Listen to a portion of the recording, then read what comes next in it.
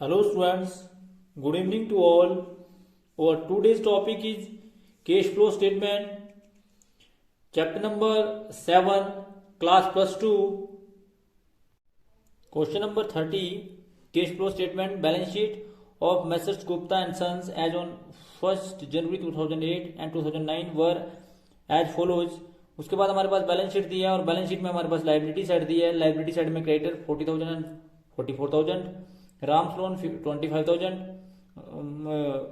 Loan from bank 42,000 and 50,000, capital 1,50,000 and 1,53,000.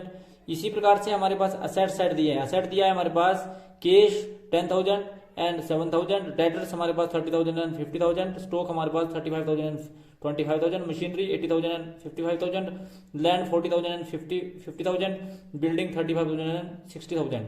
Additional information में हमारे पास दिया है कि during the year machinery costing rupees 10,000, accumulated depreciation 3,000, was sold for rupees 3,500. The provision for depreciation against machinery 1st January 2008 was rupees 25,000 and 31st 2008 was 40,000. Net profit for the year 2008 is amounted rupees 45,000. You are required to prepare cash flow statement. तो different activities के अंदर किस प्रकार से जो है वो cash flow statement बनाई जाएगी, तो आप ये क्वेश्चन नंबर 40 के अंदर देखेंगे. तो साथ साथ में आप जो है इसमें अकाउंट भी बनाएंगे. तो जो भी अकाउंट जो है इसके अंदर बनाए जाएंगे वो अकाउंट है आपके कि मशीनरी अकाउंट किस प्रकार से इसके अंदर बनाया जाएगा वो भी आप देखेंगे. तो क्वेश्चन करेंगे जिससे आपको और अधिक क्लियर होगा. तो क्वेश्चन नंबर आपका 30 करते हैं जिससे आपको समझ आएगा. क्वेश्चन नंबर 30 किस प्रकार से जो है क्वेश्चन नंबर 30 किया जाएगा. तो सबसे पहले हम यहाँ करेंगे क्वेश्चन नंबर 30 में हम सबसे पहले जो असेट के बैलेंस दिए उनको लिखेंगे. सबसे पहले to balance brought down. To balance brought down में इस बात का ध्यान रखें कि कॉस्ट ऑफ असेट के साथ साथ जो एडिशनल इन्फॉर्मेशन में डेप्रिसिएशन दिया है इसको भी लिखा जाएगा. दैट मीन्स कि 80,000 प्लस जो आपका इस पे डेप्रिसिएशन लगा ओपनिंग पे 25,000 और इसको जो है आउटर कॉलम में लिखा जाएगा. और वो आपके पास आया टोटल, अगर टोटल करने की बात करें तो ये आपके पास आया 105.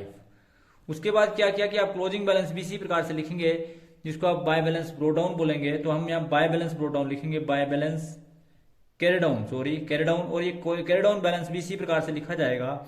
और जो हमारे पास शुरू में था वो 55,000 था एंड में, और इस पर हमने डेप्रिसिएशन लगाया 40,000. तो अगर आप इसको टोटल जोड़ेंगे तो ये आपके पास आया 95,000. तो 95,000 जो है क्लोजिंग बैलेंस आ गया. इसके बाद हमने क्या किया कि इस मशीनरी को बेचा और 5,000 में बेचा बाय कैश. तो यहाँ लिखेंगे बाय कैश. ये क्या किया जी हमने सेल की. सेल कितने में करी 5,000 में. तो ये हमारा इन्वेस्टमेंट एक्टिविटीज का पार्ट माना जाएगा. 5,000 में हमने इसको बेचा. 5,000 में बेचने के बाद आप सभी जानते हैं कि जिस चीज को आपने बेचा उस पर आपने डेप्रिसिएशन लगाया, बाय डेप्रिसिएशन भी लगा उस पर. और डेप्रिसिएशन लगाने के बाद हमने देखा कि डेप्रिसिएशन जो लगा था उस पर वो 3,000 लगा था. और उसके बाद डेप्रिसिएशन के बाद आप इसका घटाएंगे यानी कि जोड़ेंगे. तो जोड़ने के बाद you will find the total of credit side जो है more than the debit side, that is 1,05,000.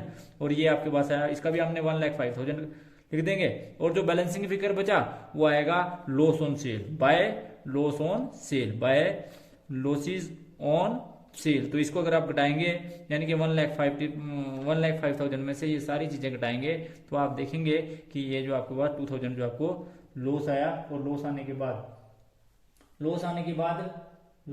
बाद आप इसको क्वेश्चन नंबर 30 के अंदर हम कैश फ्लो स्टेटमेंट बनाएंगे. पहला कॉलम पर्टिकुलर्स का, amount in rupees and amount in rupees. तो सबसे पहले हम जो है cash flow from operating activities निकालेंगे. तो cash flow from operating activities में हमारे पास सबसे पहले दिया होता है net profit during the year. तो नेट प्रॉफिट जो आपके पास दिया हुआ है during the year, net profit जो हमारे पास दिया हुआ है वो क्लियर दिया हुआ है इस क्वेश्चन के अंदर और दिया है 45,000. तो 45,000 आप नेट प्रॉफिट लिख देंगे. उसके बाद आप जो है क्या करेंगे, एडजस्टमेंट करेंगे. जो डेप्रिसिएशन की है जो आपके पास ऐड करा जाएगा इसमें वो एडजस्टमेंट 4 की जाएगी, एडजस्टमेंट 4. और एडजस्टमेंट 4 में सबसे पहले आप लेंगे डेप्रिसिएशन. डेप्रिसिएशन कौन से लेंगे, जो आपने देखो अभी अपने अकाउंट बनाया था उसमें 3,000 तो एक डेप्रिसिएशन था. और 25,000 प्लस 40,000 का डिफरेंस जो था वो आपका आया था 15,000. तो इसका मतलब है कि जो टोटल डेप्रिसिएशन लगेगा वो आपका लगेगा 18,000. तो 18,000 तो आपका डेप्रिसिएशन आया. फिर आपको लॉस हुआ, loss on cell of machinery, जो आपने अकाउंट बनाने के बाद निकाला था, loss on cell of machinery, और वो भी आपको लॉस हुआ था कितना जी, 2000 का। तो 2000 आप वो जोड़ देंगे, और जो टोटल हो गया वो होगा आपका 20,000। वो 20,000 आपने जोड़ दिया, ये आपका 20,000 आ गया, और इसमें 20,000 जब आपने जोड़ा तो ये आपके पास आया 65,000। ये जो 65,000 आया आपके पास, ये आया operating profit before change in working capital. ये हमारे पास आया operating profit before change in working capital. तो operating profit before change in working capital जो है आया हमारे पास। तो किस प्रकार से जो है operating profit before change in working capital आपने निकाला, तो उसके बाद ऐड करेंगे आप इसमें decrease in current asset and increase in current liability. आप इसमें ऐड करेंगे, क्या ऐड करेंगे जी, सबसे पहले करेंगे add decrease in current asset, decrease in current asset. तो जो करंट एसेट डिक्रीज हुए आप सबसे पहले उनको लिखेंगे। तो करंट एसेट जो आपके डिक्रीज हुए वो हुआ जी स्टॉक। क्या हुआ जी, स्टॉक। और स्टॉक जो है वो शुरू में था 35,000 का और लास्ट में रहेगा 25,000 का। इसका मतलब जो डिक्रीज हुआ वो कितना हुआ जी, 10,000। उसके बाद अगर बात करें क्रेडिटर्स की, तो यहाँ पर क्रेडिटर्स भी जो क्या हुए वो इंक्रीज हुए। तो ऐड करते हैं हम इसमें increase in current liability, increase in current liability, liabilities. तो इंक्रीज इन करंट लायबिलिटी में हमारे पास हुए क्रेडिटर्स। तो क्रेडिटर्स जो है हमारे वो इंक्रीज हुए 44,000, यानी कि 40,000 के 44,000 हो गए। इसका मतलब है कि 4,000 जो है क्या हुए, इंक्रीज हुए, और ये भी 4,000 इंक्रीज हुए। तो आपने इसकी वैल्यू को लिखा 14,000, और 14,000 जो है वैल्यू आई आपके पास जमा करने के बाद 79,000। उसके बाद हमने लेस किया इसमें से increase in current asset and decrease in current liability, जिसमें हमारे पास इंक्रीज इन करंट एसेट दिए, डिक्रीज इन करंट लायबिलिटी कुछ नहीं दिया है। तो हम यहाँ करेंगे लेस, लेस करेंगे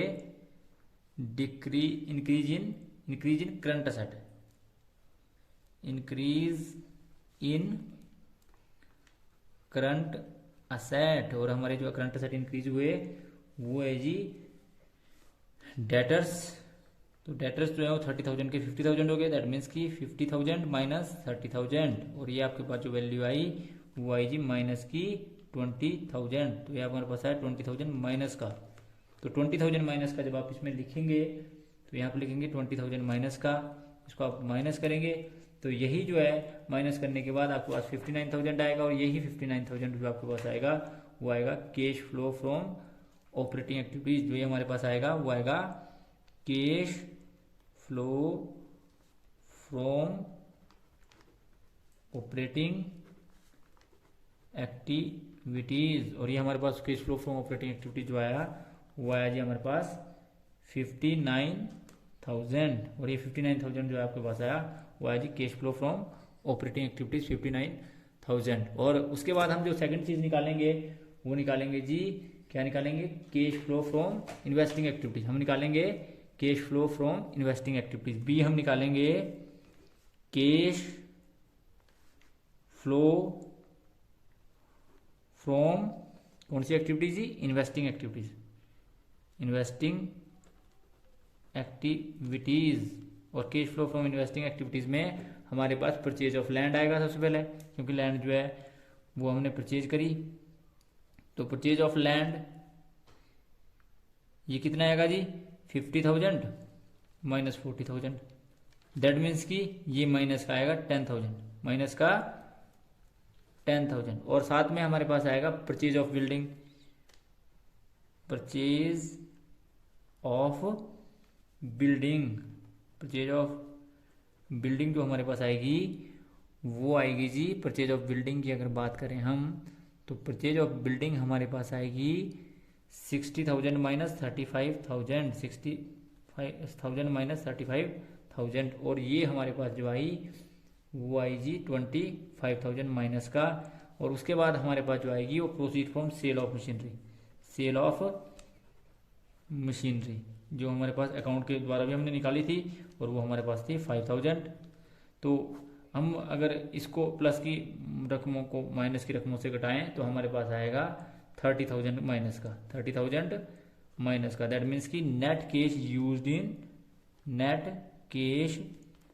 यूज्ड इन इन्वेस्टिंग एक्टिविटीज, और ये हमारे पास आया, इसको जोड़ने के बाद ये हमारे पास आया 30,000 माइनस का।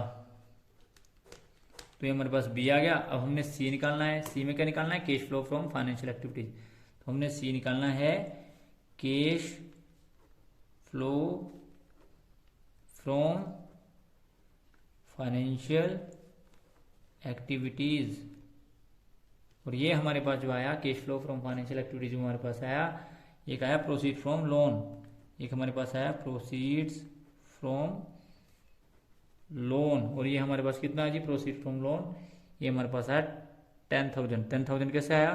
क्योंकि लोन फ्रॉम बैंक अगर देखें आप तो वो 50,000 हमारे पास शुरू में था और 40,000 हमने इसमें से घटा दिया, तो आपके पास क्या आया जी? 10,000। तो प्रोसीड फ्रॉम लोन आपके पास आया 10,000। उसके बाद आपके पास आया payment of mister Ram loan. अब आपने पेमेंट करी, payment of mister Ram loan, और जो पेमेंट करी हमने ये करी 25,000 की, यानी कि शुरू में था और लास्ट में कुछ नहीं रहा, इसका मतलब हमने सारी की सारी पेमेंट कर दी। उसके बाद हमारे पास आई ड्राइंग, और ये ड्राइंग कैसे कैलकुलेट करी आपने? ये ड्राइंग कैलकुलेट करी आपने, calculate the beginning plus drawing, 1,25,000 calculate the beginning plus drawing मतलब प्रॉफिट 45,000 एंड माइनस, इसमें से जो माइनस किया जाएगा वो किया जाएगा कैलकुलेट द एंड, और ये आएगा 1,53,000। और जो आपके पास आई वो आई ड्राइंग, और ये जो ड्राइंग हुई वही माइनस का 17,000, और आप इसको माइनस करने के बाद हमारे पास जो आएगा वो आएगा 32,000 माइनस का। तो जो ये हमारे पास आया ये आया net cash used in financial activities, और ये जो हमारे पास आया माइनस का 32 करने के बाद ये हमारे पास आया 3,000 माइनस का। तो अब इसमें हम जो है ऐड करेंगे opening balance of cash and cash equivalent, और ये हमारे पास है 10,000 जो है ये हम ऐड करेंगे। तो जब आप इसमें 10,000 ऐड करेंगे तो हमारे पास क्लोजिंग बैलेंस बचेगा, और closing balance of cash and cash equivalent जो हमारे पास बचेगा वो बचेगा जी 7,000, और यही हमारा जो है आंसर होगा। तो इस प्रकार से ये था जी आपका question number 30। Thanks for watching the video. Please like, comment and subscribe my channel and press bell icon for next notification. Thank you.